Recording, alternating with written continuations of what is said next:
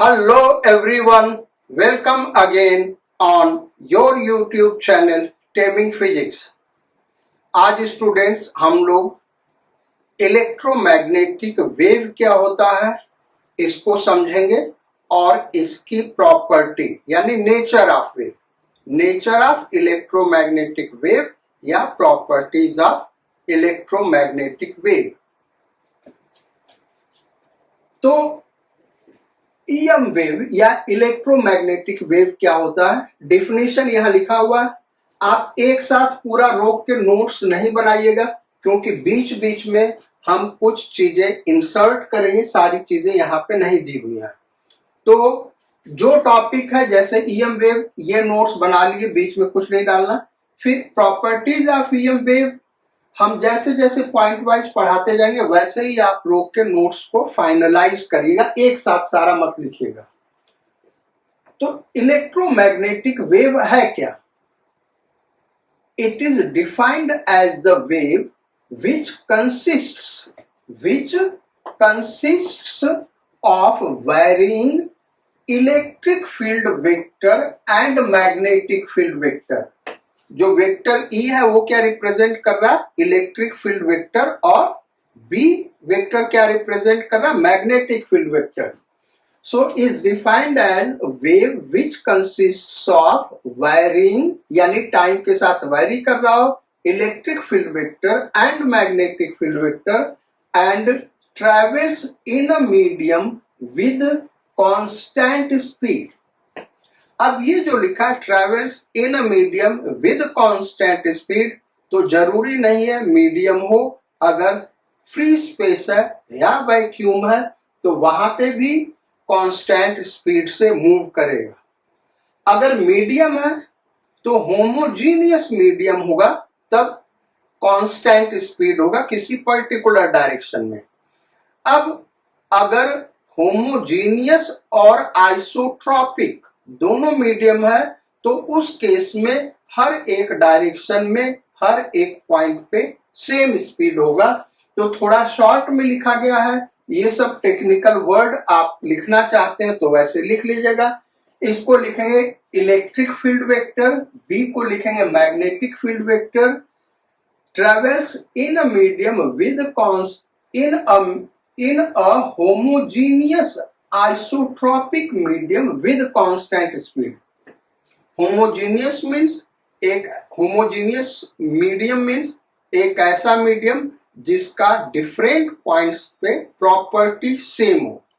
अब प्रॉपर्टी का मतलब क्या हुआ? यहाँ पे जो कंसर्न प्रॉपर्टी है और यहाँ पे कंसर्न प्रॉपर्टी है, दो प्रॉपर्टी है कंसर्न प्रॉपर्टी, एक तो परमिएबिलिटी और दूसरा परमिटिविटी। यानी इसी दो प्रॉपर्टी पे स्पीड डिपेंड करेगा, जिसको हम आगे यहाँ पे डिस्कस करेंगे। यानी हर एक पॉइंट पे अगर मीडियम का परमिटिविटी और परमिएबिलिटी सेम है तो वहां स्पीड कांस्टेंट होगा, और अगर हर एक डायरेक्शन में सेम है तो हर एक डायरेक्शन में सेम होगा। ये तो हो गया हमारा ईएम वेव का डेफिनेशन। अब आते हैं नेक्स्ट टॉपिक, और आज की क्लास में केवल इसी को हमको डिस्कस करना है, इसके बाद क्लास खत्म करेंगे भाई। क्या है properties of electromagnetic wave? Electromagnetic wave की प्रॉपर्टीज क्या है? ये तो डेफिनेशन हो गया। अब प्रॉपर्टीज क्या क्या है? First property, electric field vector and magnetic field vector oscillate with same frequency in same phase। यानी जो इलेक्ट्रिक फील्ड वेक्टर है और मैग्नेटिक फील्ड वेक्टर है, दोनों का फ्रीक्वेंसी सेम है और दोनों का फेज सेम है। फ्रीक्वेंसी सेम है इसका तो मीनिंग आप समझ रहे हैं। फेज सेम है इसका मतलब क्या हुआ? जब इलेक्ट्रिक फील्ड वेक्टर जीरो होगा तो मैग्नेटिक फील्ड वेक्टर भी जीरो होगा, और जब इलेक्ट्रिक फील्ड वेक्टर मैक्सिमम है तो मैग्नेटिक फील्ड वेक्टर भी मैक्सिमम होगा। हम ये कहेंगे इस केस में कि दोनों सेम फेज में हैं। यहां पे इलेक्ट्रोमैग्नेटिक वेव का इक्वेशन लिखा है, तो आप देखिए साइन के अंदर जो कुछ भी है वही फेज कहलाता है, यानी ओमेगा ब्रैकेट में t minus x by c, यही फेज है। तो इलेक्ट्रिक फील्ड वेक्टर और मैग्नेटिक फील्ड वेक्टर का फेज सेम है। और ओमेगा एंगुलर फ्रीक्वेंसी है। फ्रीक्वेंसी क्या होगा भाई, f equal to omega upon 2 pi, तो वो भी सेम है। Second property, EM wave is a transverse wave because electric field vector and magnetic field vector oscillate in mutually perpendicular direction in a plane perpendicular to the direction of propagation of wave।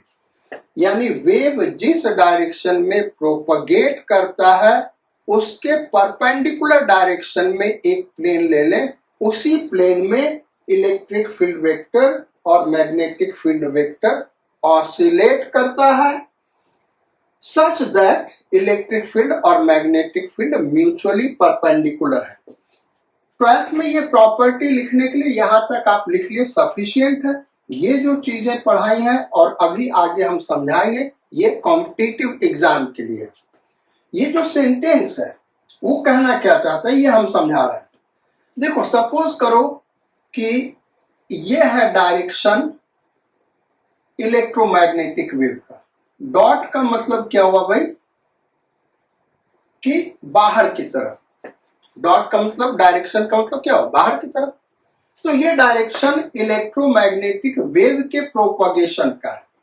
तो इस direction के perpendicular ये board हो गया, ये वाला plane हो गया। इसी प्लेन में इलेक्ट्रिक फील्ड वेक्टर और मैग्नेटिक फील्ड वेक्टर ऑसिलेट कर रहे हैं such that they are perpendicular. तो वो ऐसे भी हो सकते हैं,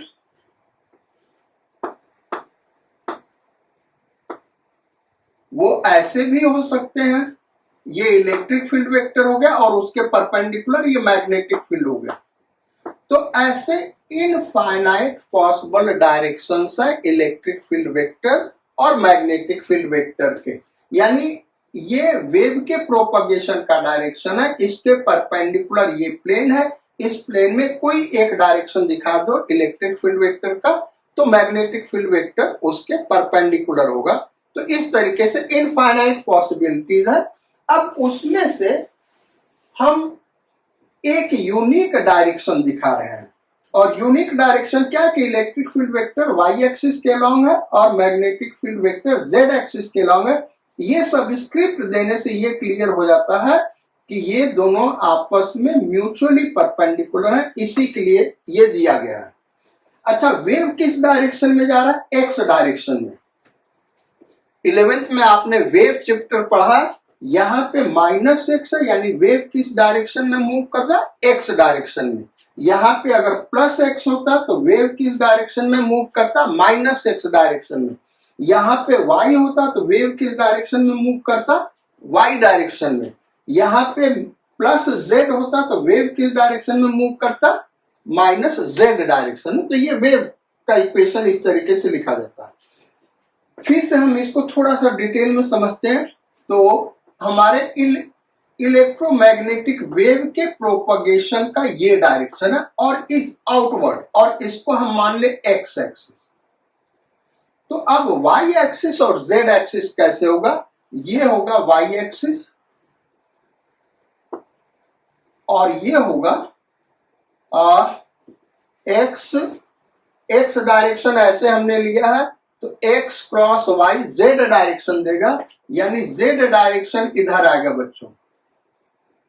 ये जो डॉट हमने दिखाया ये x एक्सिस है, तो ये y एक्सिस हुआ और ये z एक्सिस हुआ, क्योंकि x cross y i cross j क्या देता, k कैप। तो i कैप हो गया x एक्सिस, j कैप हो गया y एक्सिस के अलॉन्ग, और k कैप हो गया z एक्सिस के अलॉन्ग।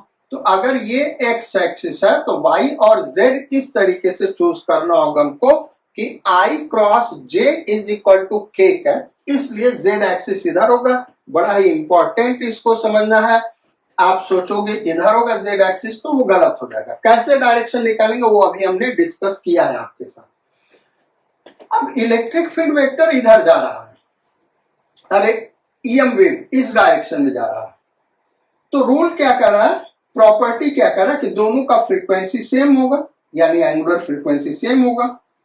अच्छा, दूसरा चीज दोनों का फेज सेम होगा, तो ये फेज लिखा हुआ है, ये पूरा क्या लिखा हुआ भी फेज है, तो ये फेज और ये फेज देखो दोनों का सेम है, और दोनों म्यूचुअली परपेंडिकुलर डायरेक्शन में ऑसिलेट करेंगे, तो जो इलेक्ट्रिक फील्ड वेक्टर है वो y डायरेक्शन में ऑसिलेट करेगा और magnetic field vector z direction में ऑसिलेट करेगा। ऐसा क्यों? क्योंकि रूल ये है कि वेव जिस डायरेक्शन में प्रोपगेट करता है vector c is along e cross b। Wave हमेशा किस डायरेक्शन में प्रोपगेट करता है भाई? Along e cross b। e cross b का जो डायरेक्शन होगा वही होगा। तो इलेक्ट्रिक फील्ड अगर हम y एक्सिस के अलोंग कर दें और मैग्नेटिक फील्ड z एक्सिस के अलोंग कर दें, तो E क्रॉस B ये डायरेक्शन हुआ, ये लाइट का डायरेक्शन होगा या EM वेव का डायरेक्शन होगा। EM वेव का डायरेक्शन हमने पहले ये फिक्स कर दिया है। तो इलेक्ट्रिक फील्ड और मैग्नेटिक फील्ड कैसे ऑसिलेट करेंगे हम आपको दिखा रहे हैं। इलेक्ट्रिक फील्ड इस डायरेक्शन में ऑसिलेट करेगा, ऐसे, ये हो गया इलेक्ट्रिक फील्ड। और मैग्नेटिक फील्ड कैसे ऑसिलेट करेगा भाई? उसके परपेंडिकुलर इस डायरेक्शन में, ये डायरेक्शन हो गया मैग्नेटिक फील्ड के ऑसिलेशन का, ये बी का डायरेक्शन हो गया। तो म्यूचुअली परपेंडिकुलर डायरेक्शन में ऑसिलेट कर रहा है such that E cross B कौन सा डायरेक्शन देगा? सी का। अब इन दोनों का सेम फ्रीक्वेंसी होगा, एम्पलीट्यूड सेम नहीं होगा भाई। एम्पलीट्यूड सेम भी हो सकता है, डिफरेंट भी हो सकता है। E नॉट और B नॉट डिफरेंट चीजें हैं। E नॉट पीक वैल्यू है इलेक्ट्रिक फील्ड वेक्टर का और B नॉट पीक वैल्यू है मैग्नेटिक फील्ड वेक्टर का। लेकिन फेज देखो दोनों का सेम होगा। जब इलेक्ट्रिक फील्ड वेक्टर इस डायरेक्शन में ऐसे बढ़ रहा होगा, तो magnetic field vector plus Z direction में ऐसे बढ़ रहा होगा। ये electric field vector plus y direction में बढ़ रहा है, तो ये इस डायरेक्शन में बढ़ रहा है, दोनों सेम फेज में। ये अपने पीक को ऑब्टेन किया, तो ये अपने पीक को ऑब्टेन किया, फिर ये पीक वैल्यू से रिटर्न किया, तो मैग्नेटिक फील्ड वेक्टर भी पीक वैल्यू से रिटर्न करेगा। फिर उसके बाद electric field vector minus y direction में इधर जाएगा, तो ये माइनस Z डायरेक्शन में इधर जाएगा। तो इस तरीके से ये चीजें हो रही हैं, ये चीज डिटेल यहां पे समझाया हुआ है। तो एक इलेक्ट्रोमैग्नेटिक वेव जो स्पीड c से एक मीडियम में मूव कर रहा है, वो मीडियम कुछ भी हो सकता है, वो मीडियम फ्री स्पेस होगा, तो c का वैल्यू 3 × 10⁸ मीटर पर सेकेंड मैक्सिमम स्पीड वही होता है, c का ये वैल्यू होगा। और अगर किसी मीडियम में होगा तो वहां पे c क्या होगा, आगे हम डिस्कस करेंगे कैसे c निकालेंगे। तो ये सारी चीजें हैं। यानी देखो क्वेश्चन कैसे बन सकता है, ये ऐसे दे दिया इलेक्ट्रिक फील्ड वेक्टर, अब कहेगा कि मैग्नेटिक फील्ड वेक्टर इस EM वेव का लिखो। तो इलेक्ट्रिक फील्ड वेक्टर से हम देखें तो ये माइनस प्लस x डायरेक्शन में जा रहा है और दोनों का फेज सेम होगा, यहाँ पे साइन यहाँ पे साइन, ये एकदम यही रहेगा। और E नॉट यहाँ, तो यहाँ पे B नॉट लिखेंगे। ये y एक्सिस के लॉन्ग है, इलेक्ट्रिक फील्ड किधर है? y एक्सिस के लॉन्ग है। तो हम B को ऐसे डायरेक्शन में लेंगे कि इन दोनों का क्रॉस प्रोडक्ट C का डायरेक्शन दे, और C आपको गिवन है किस डायरेक्शन में, यहीं पे दिख रहा है, प्लस x एक्सिस में मूव कर रहा है। तो इस तरीके से इलेक्ट्रोमैग्नेटिक वेव को हम लिखते हैं। अब ये जो प्रॉपर्टी हमने डिस्कस किया, सेकेंड प्रॉपर्टी बहुत ही इंपॉर्टेंट प्रॉपर्टी थी। इस पे क्वेश्चंस जब हम न्यूमेरिकल्स कराएंगे तो इस पे हम न्यूमेरिकल एक प्रॉब्लम देंगे, कैसा प्रॉब्लम बनता है। अब हम लोग आते हैं थर्ड प्रॉपर्टी पे, और थर्ड प्रॉपर्टी क्या है? EM wave does not require any medium to travel. यानी EM वेव के लिए मीडियम जरूरी नहीं है, फ्री स्पेस है तो उसमें भी ट्रेवल करेगा। जैसे सन से अर्थ तक जो EM वेव आता है वो क्या है, फ्री स्पेस से आ रहा है। फिर एटमॉस्फेयर में जब इंटर करता है अर्थ के नजदीक आके तो वो एक मीडियम, एयर मीडियम हमारा। तो कोई भी ट्रांसपेरेंट मीडियम हो उसमें ईएम वेव ट्रैवल कर सकता है, यानी मटेरियल में भी ट्रैवल कर सकता है, फ्री स्पेस में। मटेरियल, सॉलिड, लिक्विड, गैस कुछ भी हो सकता है, बस उस ईएम वेव के लिए वो ट्रांसपेरेंट होना चाहिए। Fourth property, light is a type of EM wave. Basically light को मैक्सवेल ने कहा कि ये एक इलेक्ट्रोमैग्नेटिक वेव का टाइप है, क्योंकि जब उन्होंने मैथमेटिकली ईएम वेव का स्पीड निकाला तो वो फ्री स्पेस में उतना ही आया जितना कि लाइट का होता है। इस बेस पे उन्होंने कहा कि लाइट एक इलेक्ट्रोमैग्नेटिक वेव है। सो ये 4 प्रॉपर्टीज हो गई। अब हम आते हैं 5वें प्रॉपर्टी पे, स्पीड ऑफ ईएम वेव। तो speed of EM wave is equal to E naught by B naught. E naught by B naught क्या, अभी हमने इक्वेशन लिखा तो उससे आप देख रहे हैं peak value of electric field vector, peak value of magnetic field vector. यानी किसी मीडियम में वेव ट्रेवल कर रहा हो या फ्री स्पेस में, अगर हमको इलेक्ट्रिक फील्ड वेक्टर का पीक वैल्यू पता है और मैग्नेटिक फील्ड वेक्टर का पीक वैल्यू पता है तो उसी का रेशियो ले लेंगे, वही स्पीड ऑफ इलेक्ट्रोमैग्नेटिक वेव होगा, चाहे वो फ्री स्पेस हो चाहे कोई मीडियम हो। अब इसी को फर्दर हम ऐसे भी लिख सकते, देखो C equal to E naught by B naught, ठीक है। अब इसी को हम लिख सकते हैं, हमने क्या किया, E एवरेज अगर निकालें और बी एवरेज, तो यहां से भी हमको स्पीड ऑफ इलेक्ट्रोमैग्नेटिक वेव मिल जाएगा। और ई आरएमएस और बी आरएमएस हम निकालें, ई आरएमएस और बी आरएमएस अगर हम निकालें तो यहां से भी इलेक्ट्रोमैग्नेटिक वेव का स्पीड मिल जाएगा। यह हम इसलिए डिस्कस कर रहे हैं कि ये बुक में नहीं दिया होता, लेकिन आपने एसी करंट पढ़ा हुआ और एसी करंट से जो पीक वैल्यू आई नॉट वो आई एवरेज में कैसे कन्वर्ट होता है, या I naught I R M S में आर एम एस में कैसे कन्वर्ट होता है आपको पता है। इस इक्वेशन में √2 से डिवाइड कर दें ऊपर नीचे तो ये बन गया, ये इक्वेशन आ गया। और इसी में 2 बाई पाई से मल्टीप्लाई कर दे तो ये इक्वेशन बन जाएगा। यहां तक कि C is equal to E by B भी लिख सकते हैं, इंस्टेंटेनियस वैल्यू। रीजन क्या है कि E और B दोनों का सेम फेज है, यानी साइन के अंदर आगे देखें तो सेम है। तो E होता क्या है, E नॉट एक पर्टिकुलर डायरेक्शन के लिए हम ले sine omega t minus x by b, और ऐसे B क्या होगा, magnetic field vector B naught, ये instantaneous value B naught sine omega t minus x by we.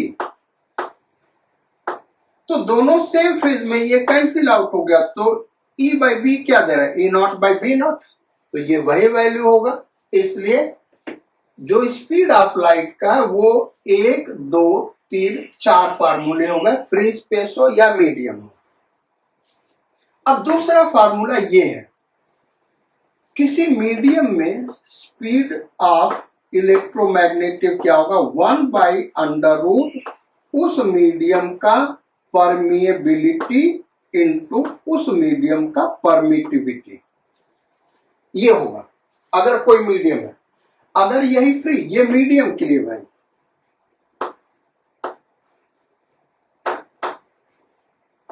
अब अगर फ्री स्पेस है तो C इक्वल टू क्या होगा, 1 by epsilon not, free space के लिए एप्सिलॉन क्या हो जाएगा, एप्सिलॉन नॉट, और म्यू क्या हो जाएगा, म्यू नॉट, ये क्या हो गया फ्री स्पेस के लिए।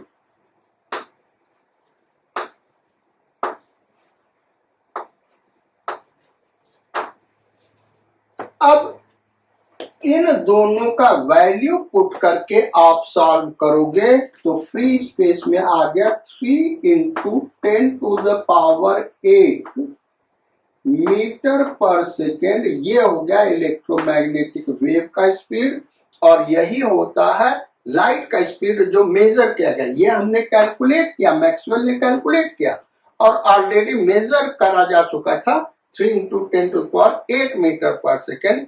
इसलिए मैक्सवेल ने कहा कि लाइट एक इलेक्ट्रोमैग्नेटिक वेव है।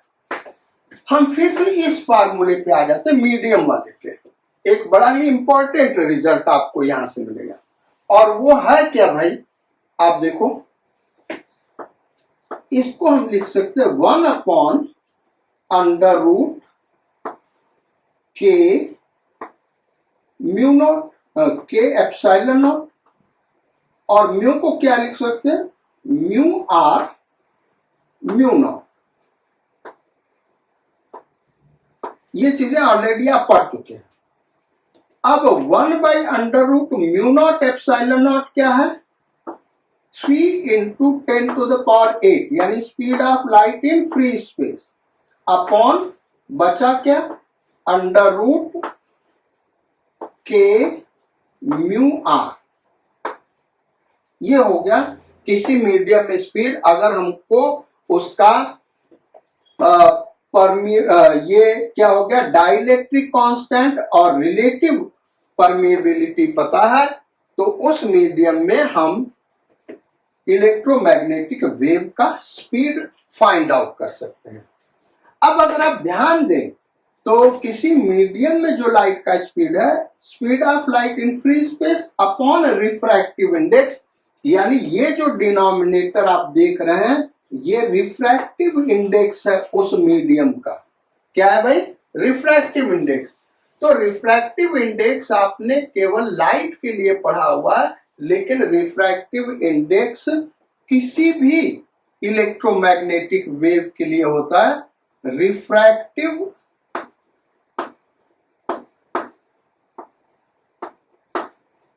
इंडेक्स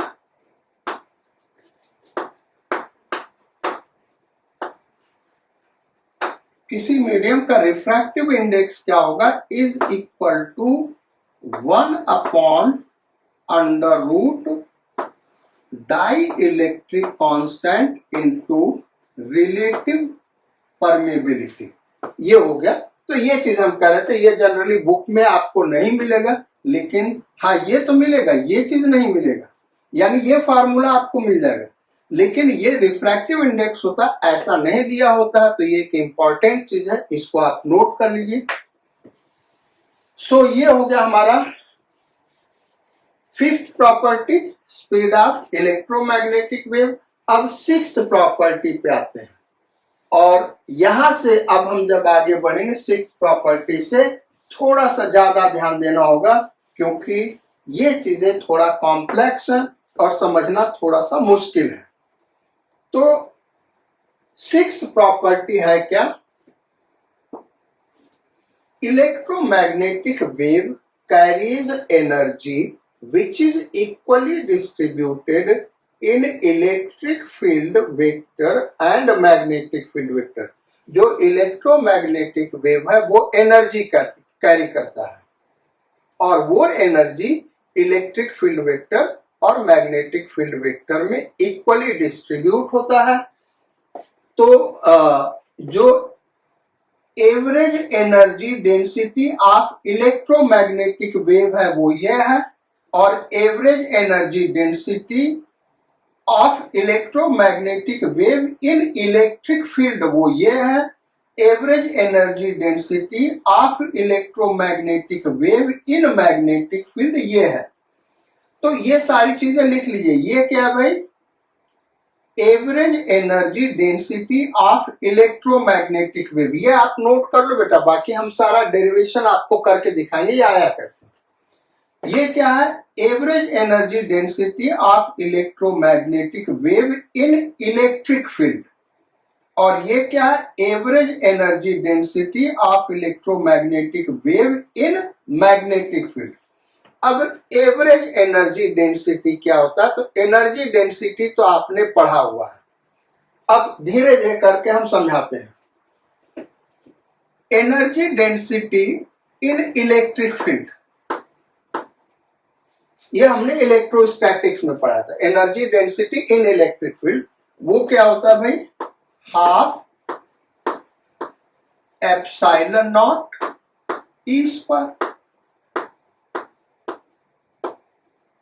तो अब इलेक्ट्रोमैग्नेटिक वेव जो है उसके इलेक्ट्रिक फील्ड में पर यूनिट वॉल्यूम कितना एनर्जी है किसी इंस्टेंट पे, ये हमने इंस्टेंटेनियस वैल्यू लिखा है भाई, ये ध्यान देना, ये एवरेज वैल्यू है। वो एवरेज वैल्यू ये आया कैसे वो हम बता रहे हैं।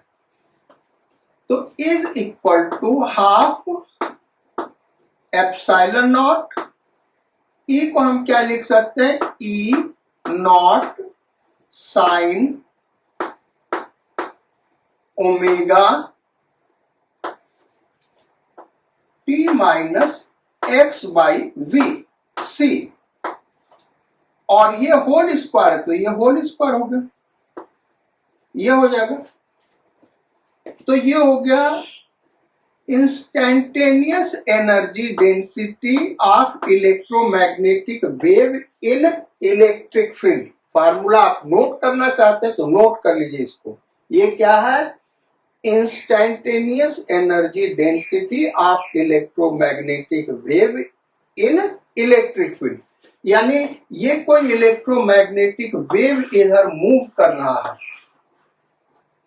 और ये ऐसे हम ले ले एक्स एक्सिस, ये वाई एक्सिस। तो कोई एक यूनिट वॉल्यूम ले ले यहां पे, उस यूनिट वॉल्यूम में यहां पे का मतलब एक्स कोऑर्डिनेट हमको पता होना चाहिए, एक्स डिस्टेंस पे टाइम टी पे यूनिट वॉल्यूम में क्या एनर्जी होगा वो ये दे रहा है। एक्स पे टाइम टी पे, वो टाइम टी आप पुट करोगे तो यूनिट वॉल्यूम में क्या एनर्जी है ये इक्वेशन दे रहा है।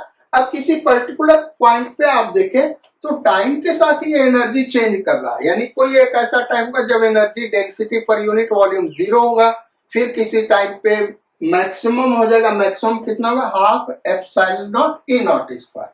तो कभी 0 कभी half epsilon naught A naught square. तो average energy density in electric field ये क्या होगा भाई?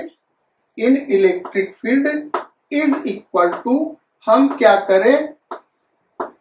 Integration of u E with respect to time from 0 to capital T upon capital T, ये हम निकाल लेंगे। यही एवरेज एनर्जी डेंसिटी होगा।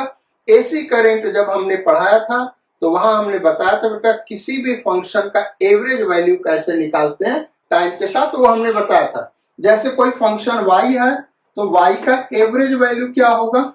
इज इक्वल टू y, मान लो x का फंक्शन है तो y dx upon integration dx। तो इंटीग्रेशन यहाँ dt होगा 0 टू कैपिटल T, तो उस तरीके से कर दिया। अब यहां पे देखें तो half epsilon naught A naught square, ये क्या है? कांस्टेंट है। बचा क्या? Sine square omega t minus x by c. तो साइन स्क्वायर फंक्शन का फुल टाइम पीरियड पे इंटीग्रेशन हमने एसी करंट में पढ़ाया है, हाफ होता है, तो ये हाफ हो जाएगा।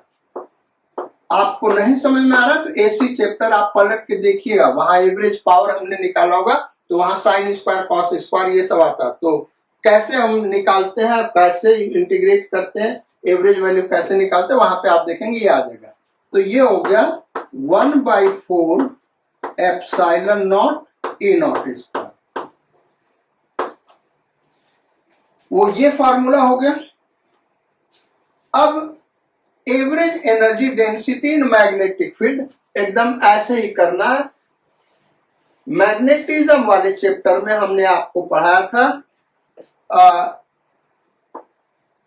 Energy density in magnetic field, यानी energy per unit volume in magnetic field, और वो हमने आपको सोलेनोइड में पढ़ाया होगा क्या एनर्जी स्टोर हो रहा, फिर पर यूनिट वॉल्यूम निकाला होगा एनर्जी, तो वो होता है B square upon 2 mu naught.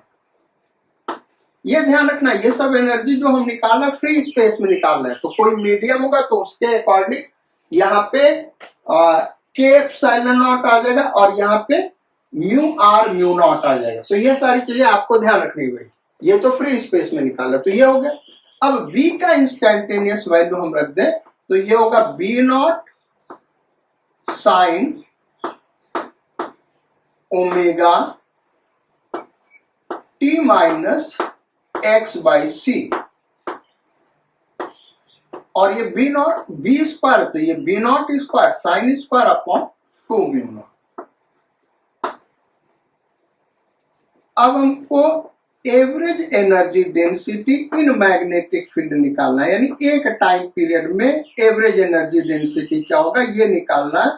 So u average in magnetic field मतलब क्या हुआ, average energy density of EM wave in magnetic field.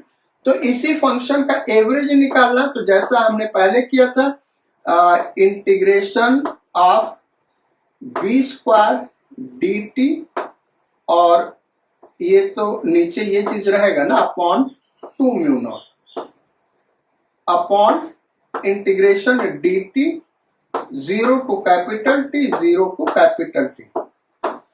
तो ये निकालोगे कैपिटल टी बनेगा और इसका इंटीग्रेशन ये वाला वैल्यू यहां पुट कर देंगे, अगेन इसको इंटीग्रेट करेंगे तो बी नॉट स्क्वायर बाई 2 आ जाएगा और नीचे कैपिटल टी होगा इनटू साइन स्क्वायर वाला जो टर्म है उसको इंटीग्रेट करोगे तो वो आ जाएगा capital T by 2, capital T by 2।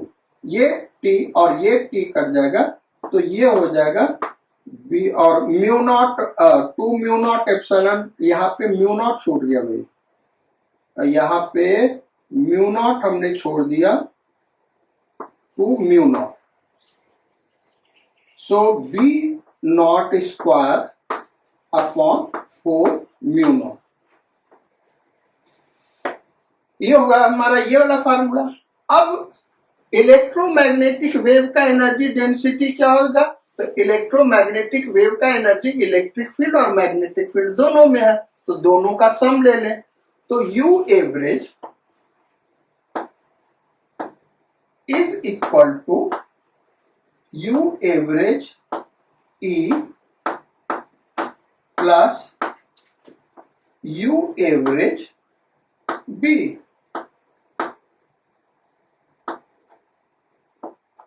ये हो गया। अब यू एवरेज ई और यू एवरेज बी वहां पे पुट कर दे तो 1/4 epsilon naught E naught square plus B naught square upon 4 mu naught, ये हो जाएगा। अच्छा, अब ये जो वैल्यू होगा इसको फर्दर हम सॉल्व करेंगे तो ये आ जाएगा half epsilon naught E naught square, या फिर इसको ऐसे भी लिख सकते हैं हाफ कैसे लिखते B naught square upon 2 mu naught, जो कि यहां पे लिखा हुआ। अब ये हुआ कैसे, तो बेसिकली ये दोनों वैल्यू इक्वल है। कैसे इक्वल, अभी हम आपको करके दिखा देते हैं। मान लो ये वाला प्रूव करना है, यहां से ये कैसे आया, तो ये हो गया 1/4 epsilon naught E naught square plus, अब देखो सी इक्वल टू क्या होता है ई नॉट अपॉन बी नॉट, तो बी नॉट क्या होगा भाई ई नॉट अपॉन सी, तो ये हो गया E naught square upon 4 mu naught c. यही आ जाएगा ना, ये ऐसे रख दिया, बी नॉट का वैल्यू पुट कर दिया, तो बी नॉट ये, तो अच्छा ये सी स्क्वायर आ जाएगा, is equal to 1/4 epsilon naught E naught square plus E naught square upon 4 mu.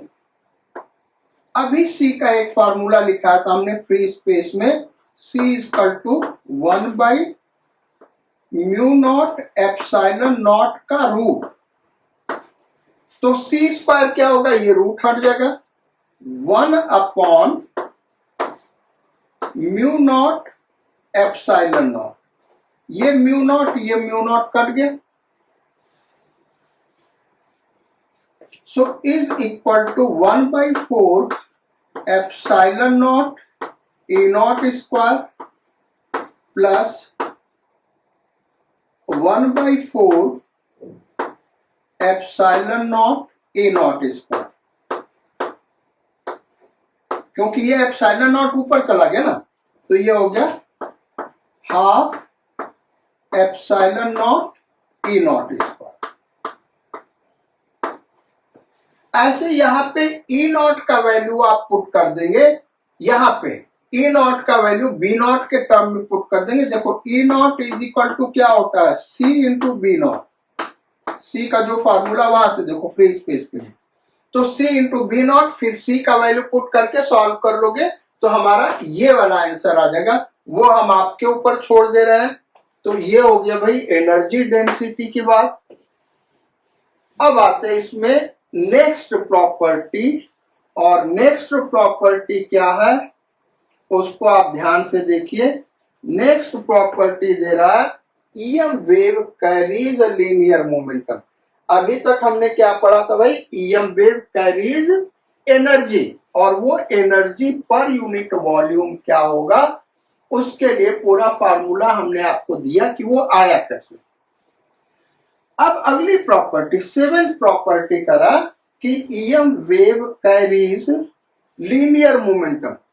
ये जो सारी चीजें पढ़ा रहे प्रॉपर्टी में डेरिवेशन वगैरह बता रहा है, ये क्लास 12th के लिए इंपॉर्टेंट नहीं, केवल फार्मूला इंपॉर्टेंट है। फार्मूला जानना चाहिए 12th के बच्चों को, डायरेक्ट वहां से क्वेश्चन आ सकता है। वैसे एनर्जी डेंसिटी तो वहां नहीं पूछा जाता है, और ये सब आगे जो पढ़ा रहे ये कुछ नहीं पूछा जाता क्लास 12th में। हाँ, कंपटीशन के लिए ये सब बहुत ही इंपॉर्टेंट है। कहीं बुक में जनरली ये चीजें एनसीईआरटी में और जगह पूरा क्लियरली एक्सप्लेन नहीं किया, इसलिए हम डिटेल में डिस्कस कर रहे हैं। तो EM wave linear momentum carry करता है। अब ये लीनियर मोमेंटम हमने लिखा कैसे है, क्या है ये ध्यान देना। यहाँ पे हमने लीनियर मोमेंटम लिखा है small p is equal to u average upon c. कैसे ये आया, जो कंपटीशन के लिए तैयारी कर रहे हैं उनको समझाना जरूरी है। पहले तो ये समझ लो ये स्मॉल p है क्या, तो जैसा हेडिंग लिखा वो चीज नहीं बेटा, ये तो लिखा है ये वेव कैरीज लीनियर मोमेंटम, तो आपको लग रहा है ये लीनियर मोमेंटम है। ये है linear momentum per unit volume, पर यूनिट वॉल्यूम। तो ये डिटेल में आप लिख लेना, नहीं तो कंफ्यूज हो जाएंगे, इसीलिए हमने स्मॉल p से लिखा है। ये क्या स्मॉल p क्या भाई, linear momentum per unit volume. और u average energy density of EM wave. Average energy density यानी total average energy density, electric field और मैग्नेटिक फील्ड दोनों को मिला के, यानी ये यू एवरेज जो है half epsilon naught E naught square होगा या B naught square upon 2 mu naught free space में। उसमें फ्री स्पेस के स्पीड से डिवाइड कर दे, फ्री स्पेस में ये लीनियर मोमेंटम निकालना। ये हो गया linear momentum per unit volume, यानी अगर इलेक्ट्रोमैग्नेटिक वेव इधर मूव कर रहा है तो इसके किसी यूनिट वॉल्यूम को ले ले तो उसमें जो लीनियर मोमेंटम कैरी करेगा वो कितना लीनियर मोमेंटम होगा, वो ये फार्मूला दे रहा है यूनिट वॉल्यूम के अंदर। तो ये आया कैसे, बड़ा ही सिंपल डेरिवेशन है, आप साथ में डेरिवेशन लिख सकते हैं। देखिए अगर लाइट को हम पार्टिकल माने, भाई लाइट पार्टिकल के तरीके भी बिहेव करता है और वेव के तरीके भी बिहेव करता है। यहाँ पे हम क्या पढ़ रहे हैं, वेव के तरीके बिहेव कर रहा है। लेकिन लाइट अगर पार्टिकल के तरीके बिहेव कर रहा है तो उसके एक फोटोन का एनर्जी क्या होता है, mc²। ये आपको पता, वैसे इसको हम डिटेल में जब फोटो इलेक्ट्रिक इफेक्ट पढ़ेंगे तो वहां पे डिस्कस करेंगे, वहां पे लाइट पार्टिकल के तरीके बिहेव करता है। तो एक फोटोन का एनर्जी क्या होगा, U=mc²। वैसे h न्यू भी होता है, तो वो सारी चीजें हम वहां पे डिस्कस करेंगे। पार्टिकल नेचर के हिसाब से mc² और वेव के हिसाब से जो u होगा उसको कैपिटल E से भी हम रिप्रेजेंट कर सकते हैं, क्योंकि कैपिटल E से इलेक्ट्रिक फील्ड वेक्टर रिप्रेजेंट किया इसलिए नहीं कर रहे हैं, तो वो h न्यू भी होता है। तो जब फोटो इलेक्ट्रिक इफेक्ट पढ़ेंगे वहां पे वो चीजें डिस्कस करेंगे। यहाँ पे हम ये बता, एक फोटोन का एनर्जी ये होता है और उस फोटोन का लीनियर मोमेंटम क्या होगा भाई, mc। तो अब एनर्जी से लीनियर मोमेंटम हम निकाले कैसे, देखो P = energy of photon upon c। Energy of photon upon c कर दो, लीनियर मोमेंटम आ गया। ठीक है भाई। तो कोई इलेक्ट्रोमैग्नेटिक वेव है और उसका टोटल एनर्जी U है, तो उसमें C से डिवाइड कर दें तो उस इलेक्ट्रोमैग्नेटिक वेव का लीनियर मोमेंटम ये हो जाएगा। बात समझो आप, कोई इलेक्ट्रोमैग्नेटिक वेव पल्स है, जैसे आपने लेजर देखा है और लेजर को हमने डेल्टा टी टाइम के लिए जला के छोड़ दिया, तो डेल्टा टी टाइम में जो लेंथ बनेगा लेजर बीम का वो c डेल्टा टी होगा फ्री स्पेस में, और सर्कुलर क्रॉस सेक्शन मान ले ऐसे, तो ये एक बीम स्पेस में ट्रैवल करने लगेगी अगर लेजर बीम को डेल्टा टी टाइम के लिए जला फिर ऑफ कर दें। ये बीम आगे ट्रैवल करती चले जाएगी। तो इस ईएम वेव में, ये जो ईएम वेव है इसके अंदर टोटल एनर्जी क्या है, U है। और वो U हम निकालेंगे कैसे, तो वो U निकलेगा total U U average into V या डेल्टा V, जो भी आप लिखो, इंटू V यहां से निकल जाएगा। तो उसमें लाइट की स्पीड से डिवाइड कर देंगे तो ये क्या हो जाएगा, linear momentum carried bye EM wave. एक फार्मूला आप ये भी नोट कर लो। लेकिन जब हम पर यूनिट वॉल्यूम लीनियर मोमेंटम निकालेंगे, यानी इसके यूनिट वॉल्यूम में कितना लीनियर मोमेंटम ये कैरी कर रहा, तो हम क्या करें, इसी इक्वेशन में दोनों तरफ v से डिवाइड कर दे। तो ये v से इधर डिवाइड कर दिया और ये v से इधर डिवाइड कर दिया, तो p/v linear momentum per unit volume, और ये स्मॉल u एवरेज ये बन गया। तो इस तरीके से यहां से ये फार्मूला आ गया। सो फार्मूला नंबर 7 भी हमने डिस्कस कर दिया। अब आते हैं नेक्स्ट प्रॉपर्टी पे, और नेक्स्ट प्रॉपर्टी है property number 8। EM wave applies pressure on surface it falls। Practically इसको प्रूव किया जा चुका है। बहुत ही स्मॉल प्रेशर अप्लाई करता है, इसको हम रेडिएशन प्रेशर कहते हैं। तो EM वेव जिस सरफेस पे फॉल करता है उस सरफेस पे प्रेशर अप्लाई करता है। कितना प्रेशर अप्लाई करता है, इसके लिए हमने दो फार्मूला दो अलग अलग कंडीशन के लिए दिया हुआ है। वो आया कैसे उसको हम डिस्कस करेंगे और फिर आगे बढ़ेंगे। तो प्रेशर इक्वल टू क्या होगा, फोर्स अपॉन एरिया। अब मान लो हम दो कंडीशन दिए, एक फॉर परफेक्टली एब्जॉर्बिंग सरफेस, दूसरा फॉर परफेक्टली रिफ्लेक्टिंग सरफेस। इसको हम डिवाइड कर दे रहे हैं, ये डबल क्यों होगा उसको हम डिस्कस कर लेंगे। तो मान लो ये कोई सरफेस है भाई, इसका क्रॉस सेक्शनल एरिया ए है और यहां से ईएम वेव इधर मूव कर रहा है, ईएम वेव इधर मूव कर रहा है, ये इसके ऊपर फॉल किया। तो इसके पास क्या है, linear momentum, EM wave linear momentum carry कर रहा है। तो लीनियर मोमेंटम है। जब यहाँ फॉल करेगा परफेक्टली एब्जॉर्बिंग सरफेस है, तो ये क्या करेगा, ये जो सरफेस है इस ईएम वेव को एब्जॉर्ब कर लेगा, यानी इसका जो लीनियर मोमेंटम है यहां जाके जीरो हो जाएगा। आप ये याद रखिए, फिर जहां एब्जॉर्ब हुआ लीनियर मोमेंटम ईएम वेव का क्या हो जाएगा, जीरो हो जाएगा। लेकिन यहाँ पे लीनियर मोमेंटम है इसके पास। तो अब हम ये देखें कि pressure applied is equal to force upon area, basic definition है।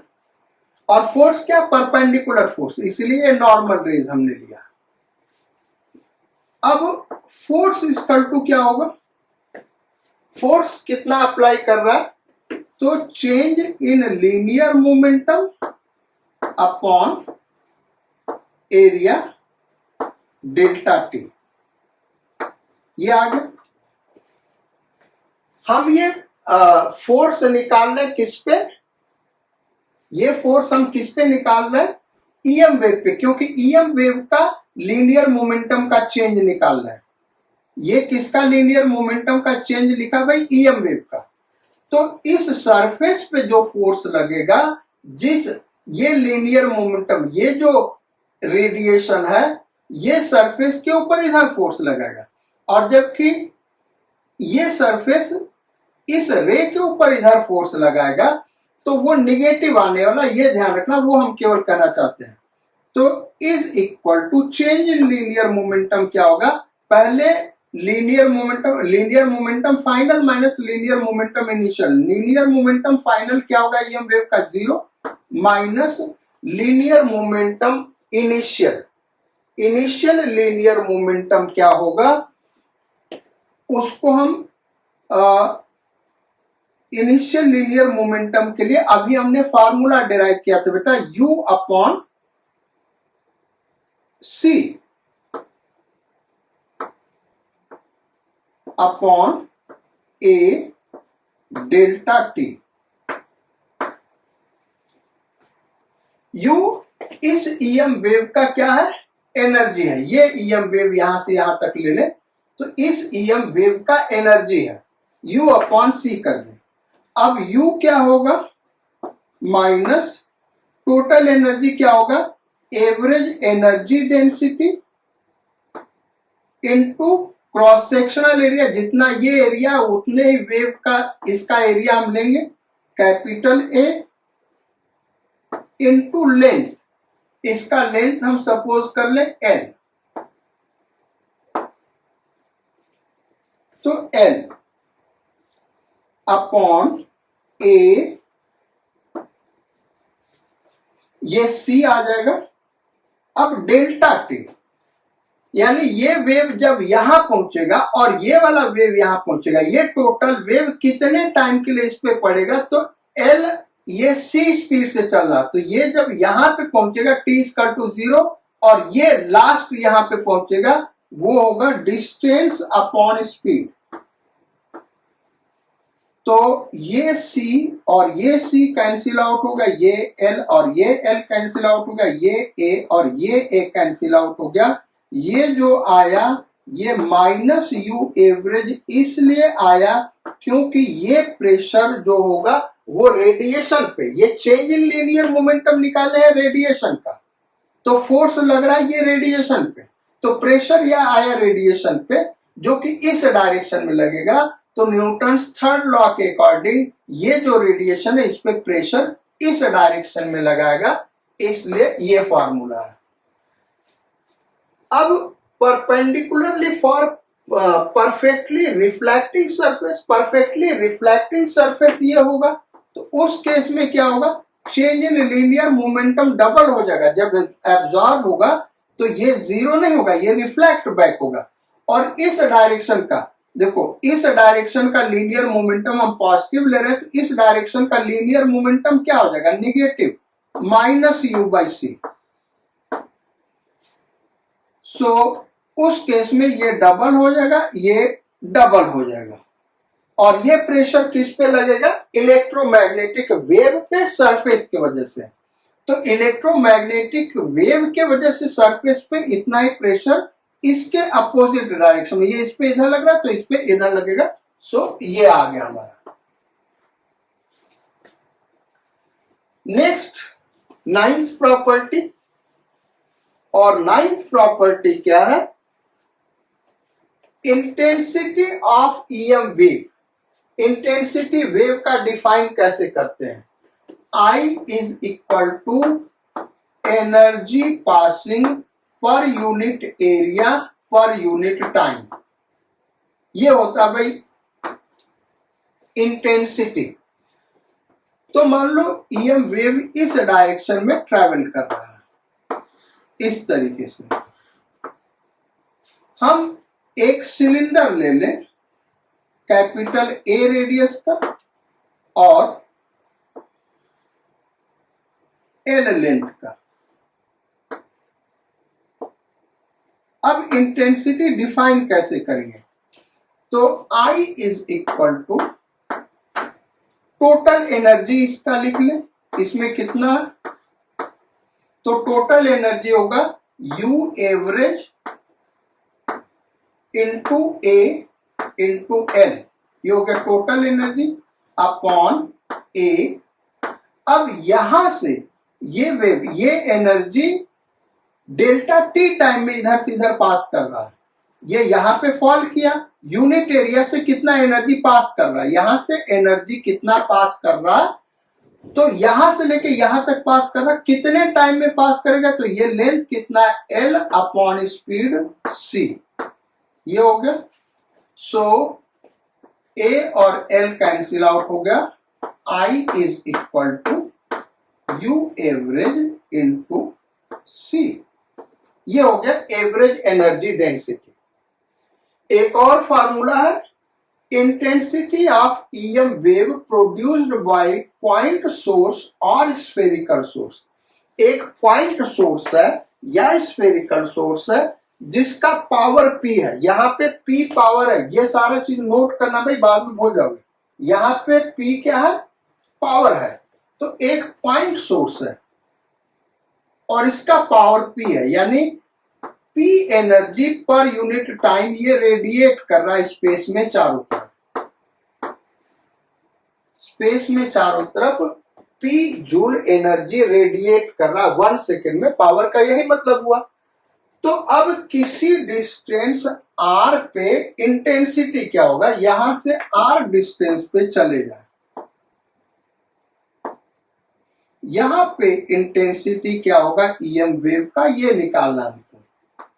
ये ईएम वेव का कोई सोर्स है, पॉइंट सोर्स या स्फेरिकल सोर्स भी हो सकता है। वो स्फेरिकल सोर्स आप ऐसे ले ले तो उससे कोई फर्क नहीं पड़ता। तो ईएम वेव हर डायरेक्शन में सेम स्पीड पे चलेगा, यानी ईएम वेव जब यहां पे पहुंचेगा उसी समय यहां पे पहुंचेगा, उसी समय यहां पे, उसी समय यहां पे। तो 1 सेकेंड में कितना एनर्जी प्रोड्यूस कर रहा है? P energy. पावर का मतलब क्या हुआ? एनर्जी प्रोड्यूस्ड पर सेकेंड। तो 1 सेकेंड में एनर्जी क्या प्रोड्यूस कर रहा है?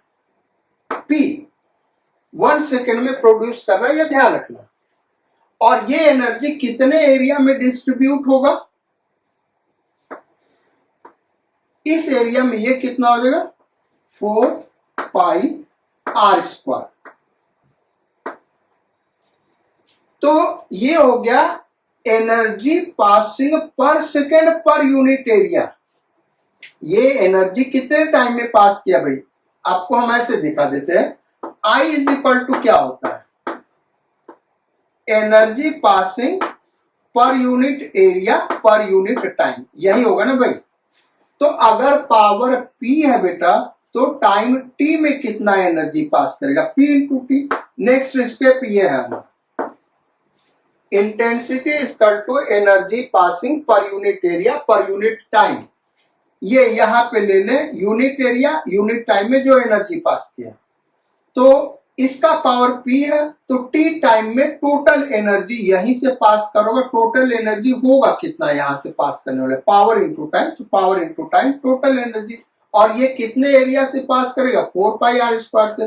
तो यूनिट एरिया से कितना पास करेगा? Upon 4 pi r square. यही हो गया average energy density, average intensity T time में, यहाँ पे टी नीचे भी है, ये ध्यान रखो, टी टाइम में पास कर रहा है तो energy passing per unit area per unit time, ये टी और ये टी कैंसिल आउट हो गया।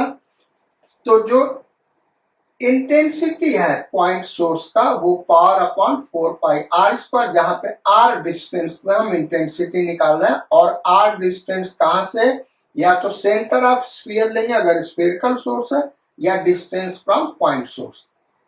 तो ये आज का थियरी हो गया, इलेक्ट्रोमैग्नेटिक वेव क्या, उसकी प्रॉपर्टीज क्या, उनको हमने डिस्कस किया। अब इसी पे जो नेक्स्ट क्लास होगा, इसी पे बेस्ड न्यूमेरिकल्स होगा, फॉर्मूले सारे तैयार करके तभी नेक्स्ट लेक्चर को देखेगा। अगर कोई चीज नहीं समझ में आ रहा तो 2-3 बार उसको रिवाइज करके रिवाइंड करो वीडियो को और देखो उस टॉपिक को, बेटा समझ में आ जाएगा। कभी कभी क्या होता है, कोई पॉइंट मिस कर जाते हो, नहीं समझ में आता है, 2-3 मिनट रिवर्स कर दो वीडियो को और फिर से देखो, ऐसे 2-3 बार करोगे समझ में आ जाएगा। सारा फार्मूला याद करने के बाद ही नेक्स्ट लेक्चर को देखेगा। जो नए स्टूडेंट्स हैं हमारे चैनल को सब्सक्राइब करें और दोस्तों के साथ रिकमेंड करें। कमेंट आप जरूर लिखिएगा। Thank you for your kind attention. Do take good care of your health and your studies. Sayonara, godspeed and bon वॉयेज।